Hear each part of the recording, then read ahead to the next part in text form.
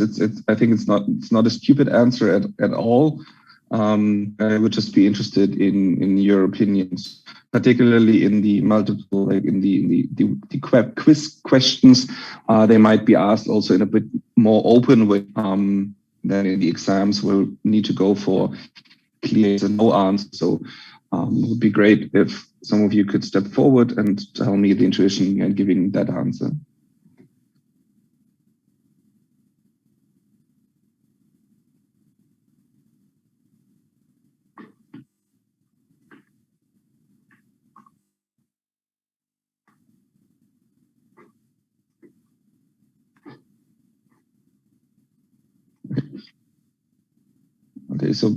Okay, since I assume no one of these 20 respondents is in the room right now, so it's a bit of guessing work on my behalf. So the emphasis I wanted to make here with the separation of the entities is because it makes this control topic much more important, and that's what a lot of management accounting is about today.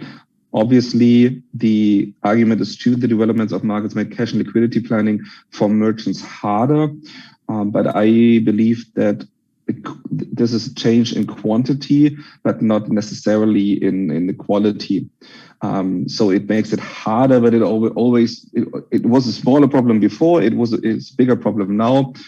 So I certainly see how this is one big problem, but I think from a more theoretical perspective or qualitative perspective, I think the separation of company and person, it's kind of the dominating issue that we're dealing with from a control perspective.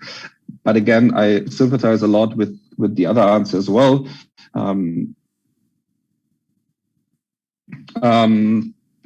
It's just in this case, I believe this kind of be the more important change, because the other one is just an increase in something that we're dealing with before.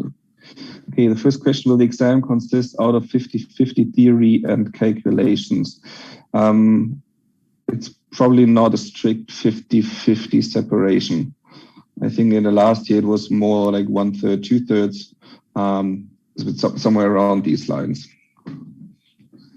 But if we have theory questions, we need to make sure that, I mean, obviously, it's there's one clear answer. So anything that's more related to opinion, it's harder to ask in a multiple choice exam, and maybe we can ask some more open questions when it comes to these things. So in that sense, that question was not a good exam question.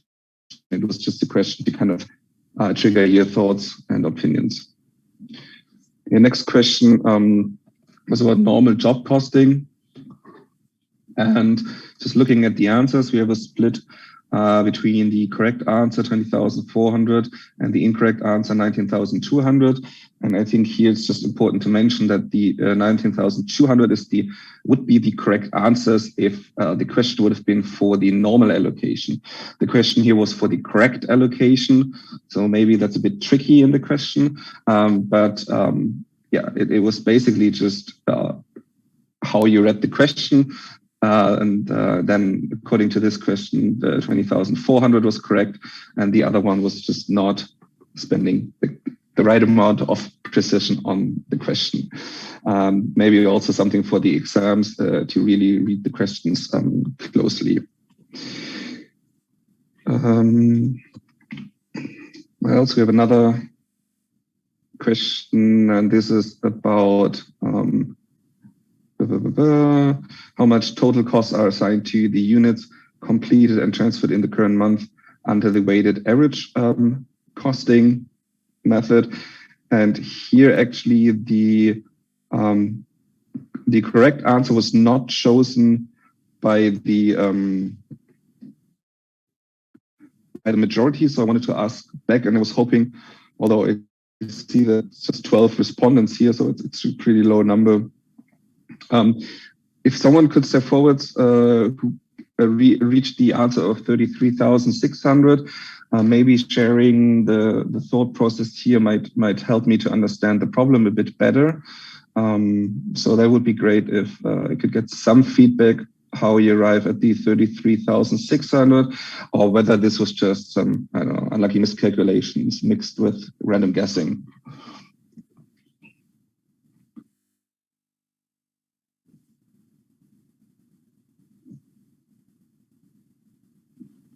So yeah, for me, it was just in the quiz, it says there's like a scrolling function, and because of this, you couldn't see the conversion costs. Yeah, but you had to scroll over, and I didn't see that the first time I made it. So I just saw the direct material and physical units, and I was like, I know I have to do something with conversion, but I can't see those numbers anywhere. So I just guessed something with that, and that because of that you miss like the 5,000 euros. Yeah. So then you get something else. Oh, that makes absolutely sense. Yeah, that's obviously unfortunate. I was not aware of this issue. So I try to keep that in mind in the future for the quizzes. But there was a scrolling option present, so at least you could find it, right? I mean, yeah, obviously it's not ideal. Yeah. Yeah, but I only saw it when I was checking the answers. But yeah, maybe if there is like a warning or something, then that would already help. Good, thanks. No, that's very helpful. Because maybe this also depends on the size of the screen. So in my case, it looked okay, but maybe if you work with a different screen, then it looks different. So I'll now I can only give out the oral warning that this might happen. Obviously, it's not ideal, and I see what I can do in the future. Anyway, okay, so that would probably explain why this went wrong a bit. I also received a question how to approach this step by step, and I provided kind of a quick solution in the comments to the quiz. You were able to see those, right? You just mentioned this blur, right? Yeah, you could see the comments. Yeah, and then I also saw like, okay, there's the conversion missing, and then I figured it out. But you could see the answers and the like the explanation. Okay, thanks. Did you find the quick solution? Did you miss something, some explanation in the quick solution, something that we should discuss here as well? Or was that more or less clear? Yeah, for me it was clear, but I was also not the one who asked for the explanation. That's right. So, right. It's just because you were nice enough to talk to me. I thought maybe you can help me to get some insights here as well. So to the person who asked that question in a private chat, I would refer you to have a look at the comment section. Here, provide a quick solution. The idea is first to understand whether this is about weighted average costing of FIFO, because these different approaches make different assumptions regarding how much averaging is going on. And then once you see that this is about the weighted average costing, you can look back at the past periods, separate the costs according to direct material or conversion. You need to keep in account that some of the new units that were started during the current month are not yet finished. So you need to factor in this fact that they're only 40% finished. So all the conversion costs are only spread off about a slightly smaller number here. And then you can come up with the cost rate per unit for DMs. You can come up with a cost rate per unit for the conversion cost. And the interpretation is basically, we know how much money we spend. We need to figure out how many units profited from these costs. And then once we have this information, we can come up with a cost rate per unit or per piece. And then you can basically think about, okay, how many units actually went out in a completed way, and you can use this information and either multiply with like the full costs, or in the case of completely new products, or if you use the equivalent unit, you're not going with the full physical units, but with the equivalent unit. So you can use this information, multiply this with the cost rate, and then you should reach this number. Again, I referred, have a look at the lecture slides and have a look at the solution in the quiz. I think I will make the quiz open for another week and make sure that this is open. So you have a chance to go back to these answers, and then I hope that things will become a bit clearer. Okay, some more questions in the quiz. Will there be regular info clips this week? Yannick, can I ask back, what do you mean by these regularly info clips?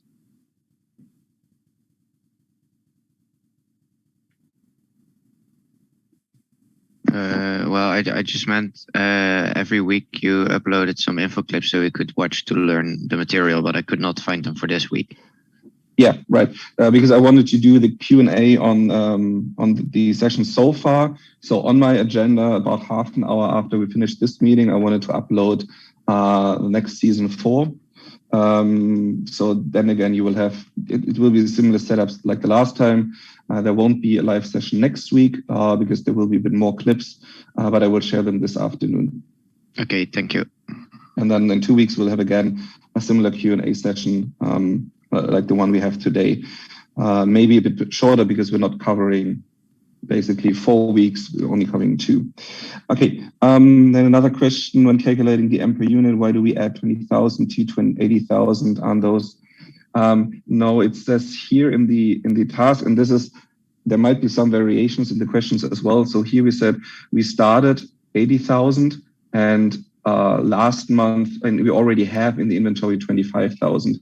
So you need to spread out the overall direct material costs over these 105,000. I hope that this, Wisela, does this help? All right, perfect, thanks. Okay, I thought the tutorials would be recorded as well. Will they be posted on Canvas? Okay, so whenever you have a question about the tutorials, well, obviously you can always ask me, but I probably have to refer you to either Wim or Dirk. So tutorials will be recorded and posted to Canvas usually after the lecture. So that's the general rule. I think last week there was some delay of a few days, but in general, they should go up when they are held.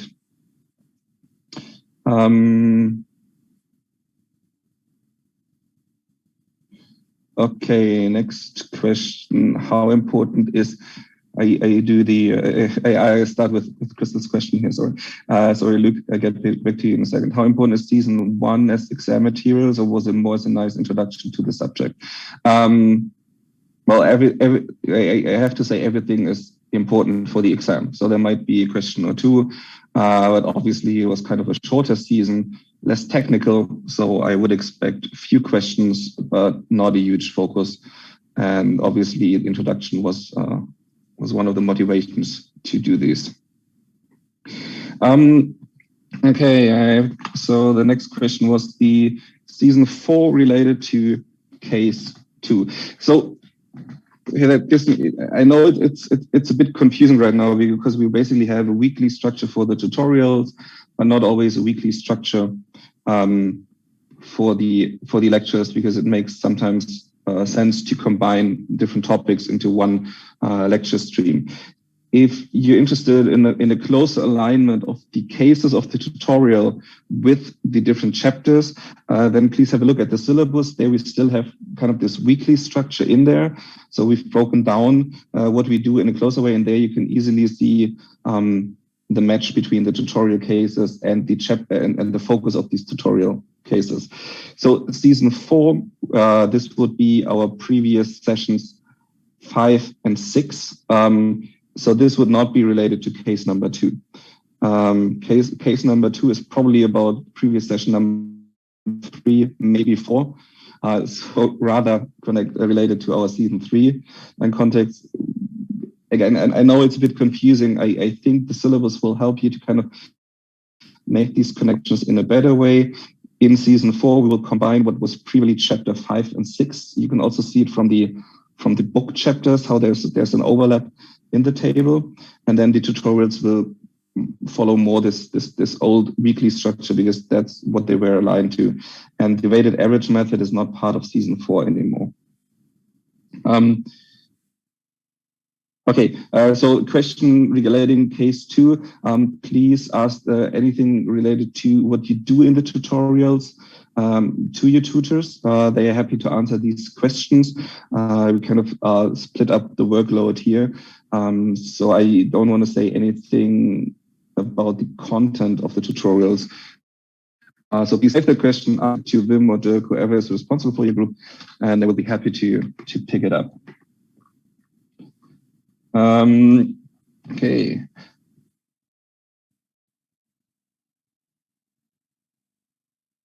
Okay, now it's right. Steps 3 of, okay, I have one question regarding the allocation method and the different steps. For this, I briefly have to stop screen sharing, get up a new document. Sorry, just give me 1 second here.